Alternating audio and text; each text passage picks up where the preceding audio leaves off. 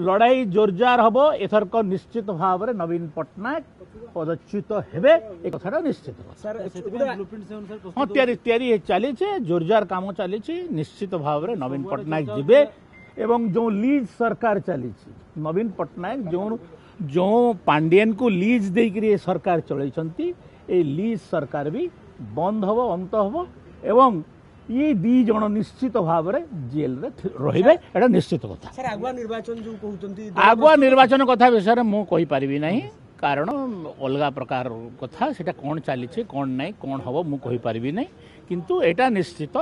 आगामी निर्वाचन में भारतीय जनता पार्टी ओडिशा रे निश्चित भाव में नवीन पट्टनायक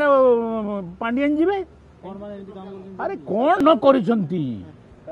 जेते अन्याय अत्याचार बेविचार भ्रष्टाचार तो ये दी जन लोक करिसंती